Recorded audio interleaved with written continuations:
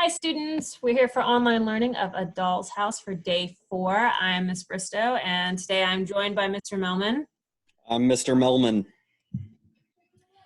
So let's go over our goals for the week really quickly before we get into today's lesson. We are drafting a personal working definition of feminism that is due tomorrow, Friday, March 20th. We have read and analyzed Act 1 of A Doll's House, and today we begin to read and analyze Act 2 of A Doll's House. For today's checklist, we're going to read the first half of Act 2 of A Doll's House from the beginning of the act to where Dr. Rank enters, because apparently Dr. Rank always comes in right at the halfway point of the act. We're going to consider Nora's conflict with Krogstad, and we're going to reflect on how Nora is changing over the course of the play. So for today, our standard is we are looking at how complex characters develop over the course of the text. So that's when we consider Nora's change from the beginning of the text up until now. And another name for that is a dynamic character. Yes, static character stays the same, dynamic character changes over the course of the text. Our learning target goes along with our standard. I can understand a dynamic female character by reading A Doll's House and listening to a discussion so that I can analyze how Nora develops over the course of the play. Okay, so for our activator today, Mr. Mellman and I are going to play a little game. We've been talking about A Doll's House as one of the first works of feminist literature. One thing that makes this play kind of uncommon is that it has a female protagonist. So for our activator today, here's what I want you to do. I want you to set a timer for 1 minute, and within that minute, write down as many stories, books, movies, or TV shows you can pick up with a female protagonist, which would mean the story is about her, not just it has a female main character. So like The Lion King would not count. And we're going to see how many you can get in 1 minute. So Mr. Mellman and I are going to try and play this game ourselves. So you ready, Mellman? I'm sorry. Hold on just 1 sec. Could you repeat the game? Okay. So I'm setting a timer for 1 minute here. You are just like my students. It's amazing. I'm setting. No. I've got kids walking in the room. I'm not like your students. Setting a timer for 1 minute, and within the minute, we have to name as many stories or books or TV shows as we can think of with a female protagonist. You ready? We're just going to name all of the ones that we can? All of the ones that we can think of in a minute. You ready? Okay, I'm ready. Get set. Go. Okay, wool. Arguably the Disney princesses. The Doll's House, Nora. Nora, if we can consider her a hero. Contact by Carl Sagan. Offred and A Handmaid's Tale. I was about to say almost anything by Margaret Atwood. Yep. Katniss and The Hunger Games. Okay. I've got all these books on my shelves with these, and now I can't think of it. I'm totally stumped. Wonder Woman. I don't know. It's really hard to name. Sookie Stackhouse from the True Blood series. The main characters in Fried Green Tomatoes at the Whistle Stop Cafe, all women. And the Yaya Sisterhood of the Traveling Pants. And yes. And that's time. And beep, beep, beep. That is our timer. Easy or difficult to name a bunch of books with female protagonists? It is not easy. It's not easy, which is weird because you'd think with women being half of the population, it would be half of the main characters of stories. And it's very difficult. We're going to come back to that towards the end of our discussion today. Right now, we're going to dive into our work session and talk about what's going on in the opening of Act 2 of A Doll's House. So we specifically want to look at Nora's conflict with Krogstad here and consider how Nora is changing. So here's my annotations for the day. We want to notice, again, how Nora, I keep pointing at the screen like you guys can see that. Notice how Nora is feeling anxious and worried at the beginning here. The kids are picking up on how anxious and worried Nora is. Nora has this little exchange with Anne, the nurse or the nanny. So apparently Nora's mom wasn't around when Nora was a kid. I assume she died, but it never actually says what has happened to her. I And just assumed it was during the time period there was it was standard for kind of middle class, upper class people to have like a wet nurse nanny that did the majority of the upbringing. yeah, which is what which is the situation that Nora's in. Um, she does specifically say Nora had no other mother but me. So we're not really sure what has happened to Nora's mom there. Either way, the point is that Anne, the nanny to Nora's children, is the one that raised Nora. So this kind of becomes important later because Nora sort of feels comfortable with Anne's ability to raise children, not to spoil anything. But it is important later. Here we have some more characterization of Dr. Rank. Nora says that Dr. Rank has a disease called consumption of the spine. Consumption is an old name for tuberculosis. Tuberculosis is a lung disease, but apparently it can migrate to the spine. So if you're into medical stuff, you can read this Wikipedia article. I've linked on it here. But why this is important, Nora says that the reason why Dr. Rank has this disease is because his father was a horrible person, and that made his son sick. That's not true. You get sick from tuberculosis from a bacterial infection, not because your father was a bad person, but it is interesting logic. Well, it's I know particularly in the time of Shakespeare, like people believe that there was a direct translation between beauty and health with goodness. And because he's a bad person, he's also sick. And literarily, we always associate people who have diseases with having flaws of character as well.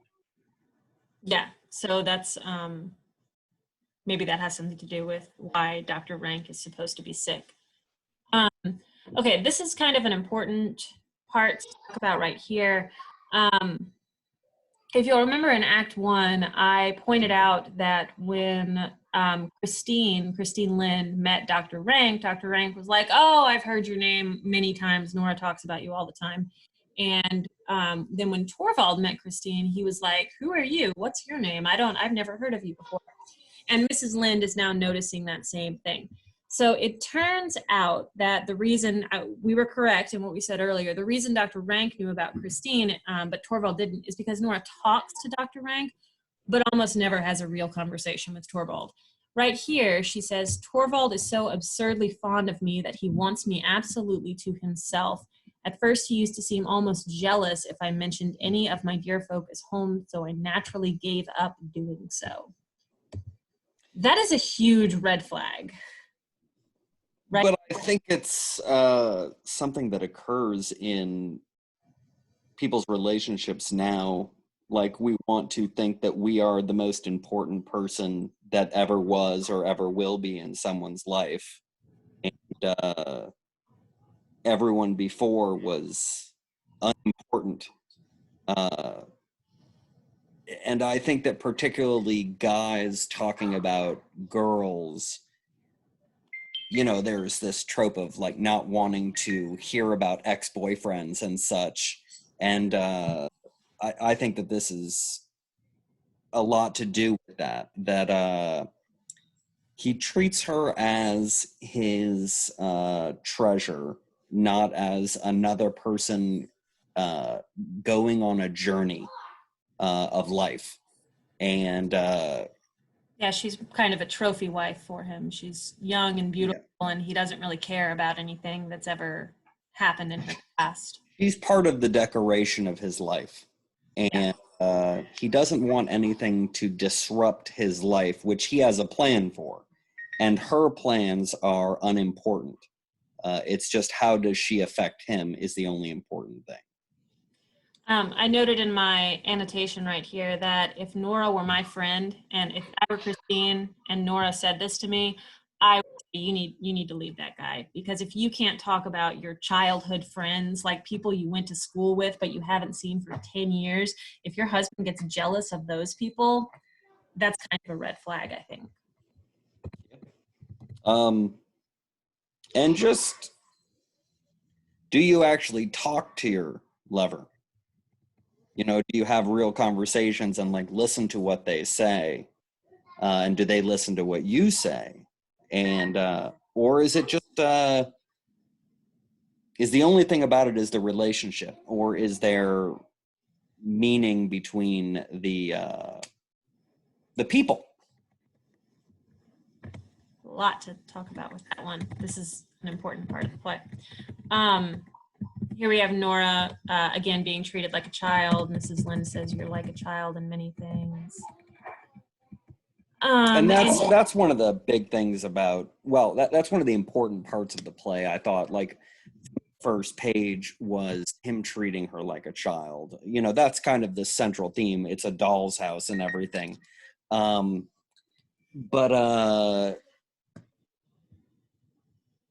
when you talk to your significant other, do you call them baby, honey? Like, are you infantiling them?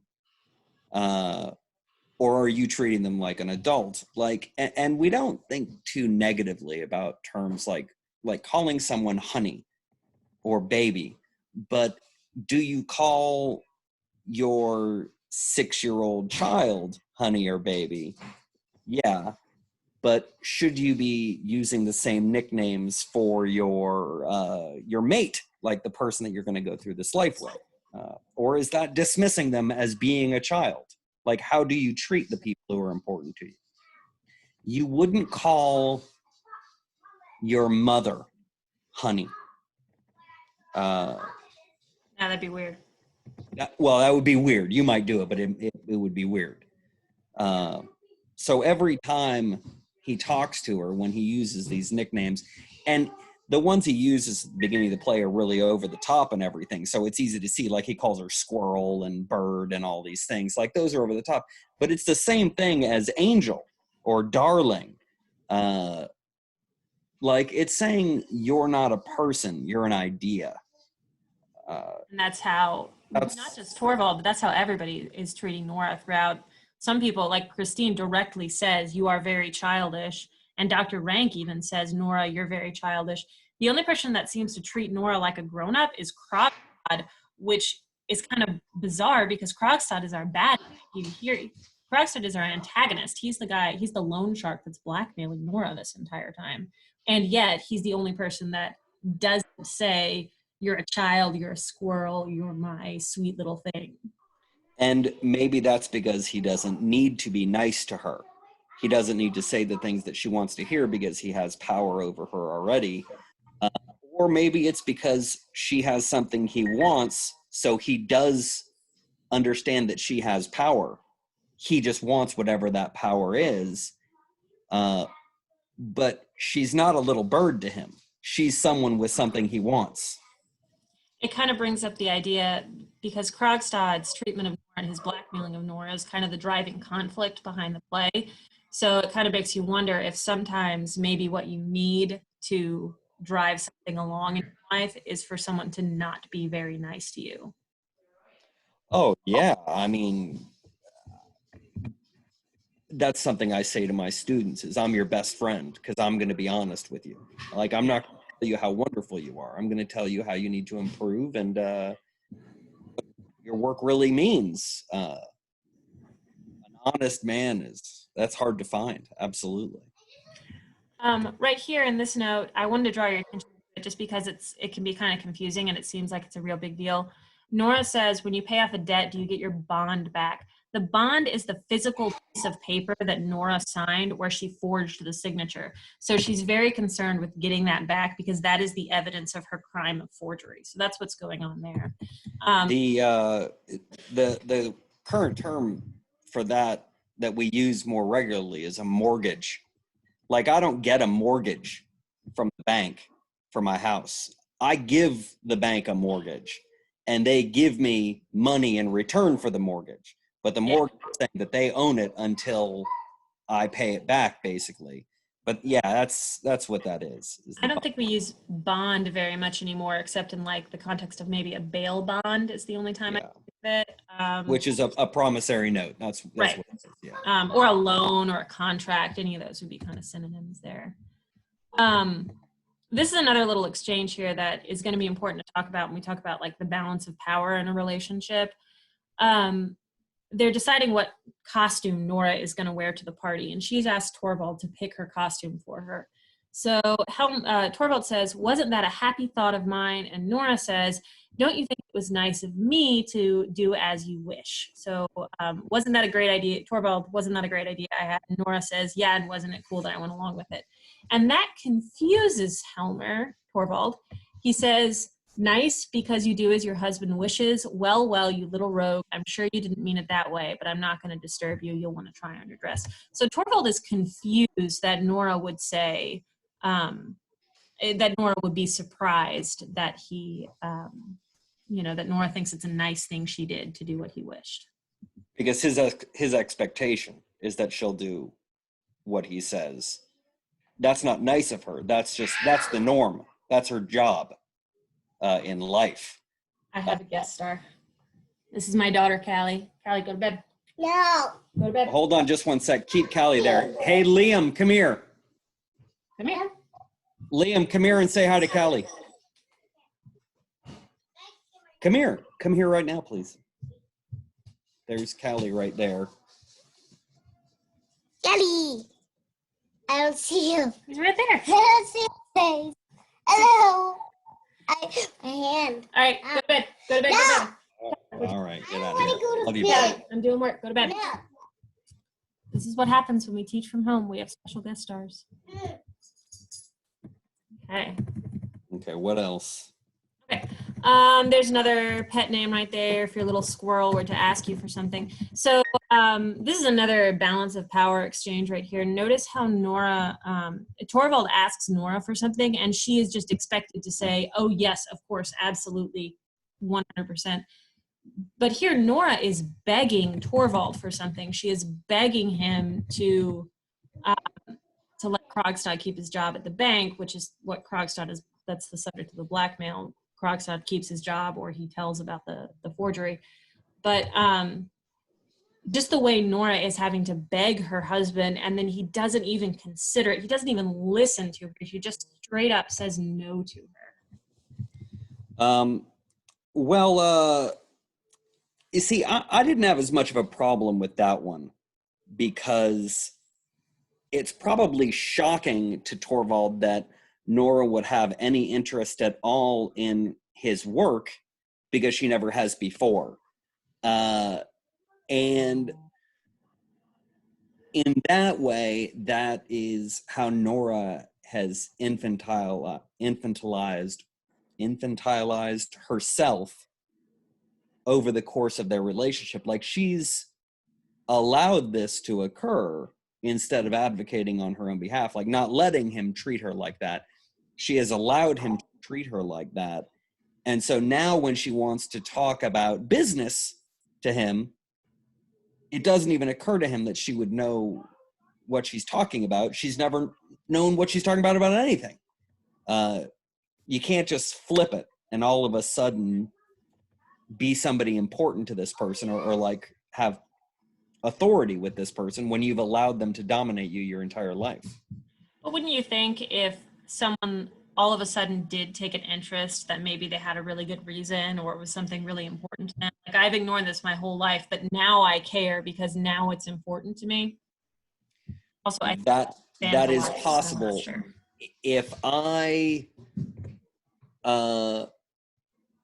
If someone were to give me advice about education who's never had any interest at all in education, and then they express their opinion, I would probably dismiss it as someone who didn't know what they were talking about. But I understand what you're saying. And maybe education isn't the best example, but everybody's got an opinion about how to teach. But if I were to, I don't know, try to give a buddy of mine financial advice who's in the financial sector, he would probably rightfully say to me, okay, that's fascinating. Go away now. Let the adults talk. Yeah.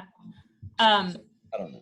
There's another reason why Torvald is very dismissive of this. He points out to Nora, he says right here, he doesn't want to look ridiculous to his staff, and he's afraid that if he's already told everybody he's going to fire Krogstad. So if he goes in and says, yeah, my wife convinced me to not fire the guy, he's afraid that he's going to look absolutely ridiculous, and he's going to like lose some of his power at the bank because he's listened to his wife. Which is similar to the novel we just finished, Things Fall Apart, with Okonkwo not wanting to seem weak, so he goes and does something that's going to hurt him anyway. And it's not like, Torvald didn't have to go in and say, I did this because my wife wanted me to. He's the boss. He could just go in and say, I changed my mind. But he's afraid of looking like he's looking weak.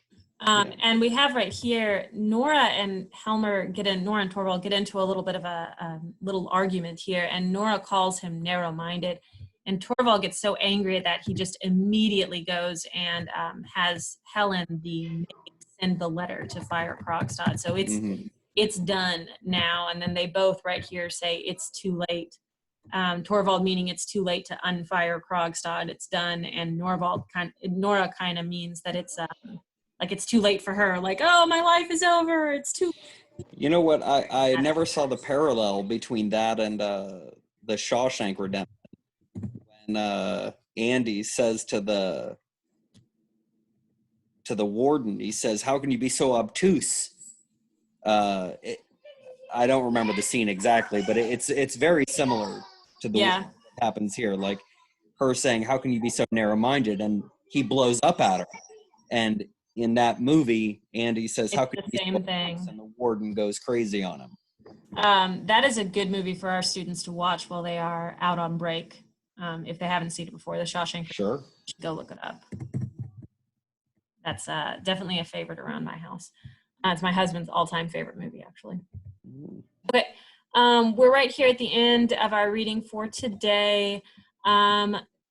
At the end here, Torvald is hugging on Nora. It says he takes her in his arms and he's like kind of comforting her, like in sort of the same way I comforted my little kid a few minutes ago. And Nora, it says here, she's not hugging back. It says she's recovering herself. So she's kind of trying to compose herself. And then as our reading for today ends, she's kind of pacing around the room saying like, I can't believe he went ahead and did that no matter what I said. There was nothing I could do. And Krogstad blackmailing her more. So, and that's about the dynamic of power. Like Nora maybe didn't realize how little Torvald cares about her opinion, about her opinion, about her feelings on things, because it had never come up before. Like she had never realized it.